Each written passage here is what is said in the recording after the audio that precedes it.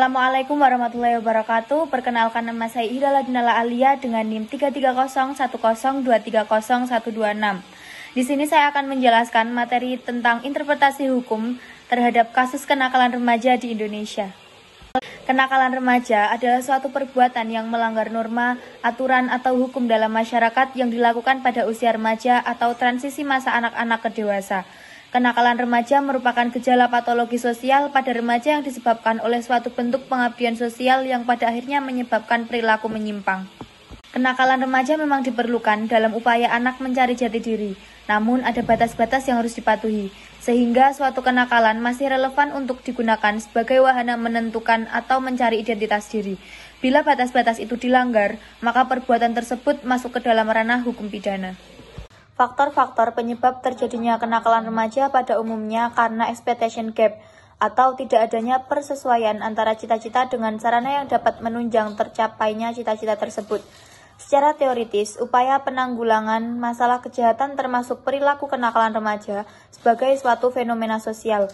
Sesungguhnya titik berat terarah kepada mengungkapkan faktor-faktor korelasi terhadap gejala kenakalan remaja sebagai faktor kriminogen. Dalam mengkaji masalah, anak harus dikaitkan dengan aspek-aspek kejiwaan anak tersebut.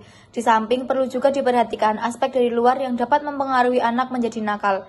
Kenyataan menunjukkan bahwa anak menjadi nakal di lingkungan keluarga, namun di lingkungan sekolah, anak tersebut tidak nakal. Sebaliknya, banyak anak di lingkungan keluarga merupakan anak penurut, namun di lingkungan sekolah atau pergaulannya menjadi anak nakal, berbuat melanggar tata tertib, bahkan melakukan perbuatan melanggar hukum. Mengetahui tingkah laku anak yang sebenarnya perlu dipelajari keadaan kehidupan sehari-hari anak yang ditinjau dari lingkungan sosialnya, baik di lingkungan rumah maupun di lingkungan di luar rumah. Dalam Undang-Undang Nomor 3 Tahun 1997 tentang Pengadilan Anak, tidak secara eksplisit mengatur tujuan pemindanaan, namun secara umum dapat dilihat dalam konsiderannya. Tujuan yang hendak dicapai adalah dalam upaya melindungi dalam rangka menjamin pertumbuhan dan perkembangan fisik, mental, dan sosial secara utuh, serasi, selaras, dan seimbang. Melalui Undang-Undang Nomor 3 Tahun 1997 diatur perlakuan khusus terhadap anak nakal, yang berbeda dengan pelaku tindak pidana orang dewasa. Misalnya, ancaman pidana 1/2 dari ancaman maksimum pidana bagi orang dewasa. Tidak dikenal pidana penjara seumur hidup ataupun pidana mati. Hal ini bukan berarti menyimpang dari prinsip equality before the law. Ketentuan demikian dalam rangka menjamin pertumbuhan dan perkembangan fisik, mental, dan sosial secara utuh, serasi, selaras, dan seimbang bagi anak. Penjatuhan pidana bukan semata-mata sebagai pembalasan dendam, yang paling penting adalah pemberian bimbingan dan pengayoman.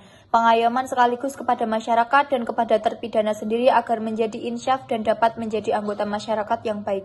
Kesimpulannya, pelanggaran hukum yang dilakukan anak merupakan reaksi dari kondisi sosial dan individualnya, termasuk sebagai ekspresi dari problem transisi psikologis yang dialaminya, ataupun sebagai kesalahan adaptasi anak terhadap situasi sulit atau tidak menyenangkan yang dihadapinya.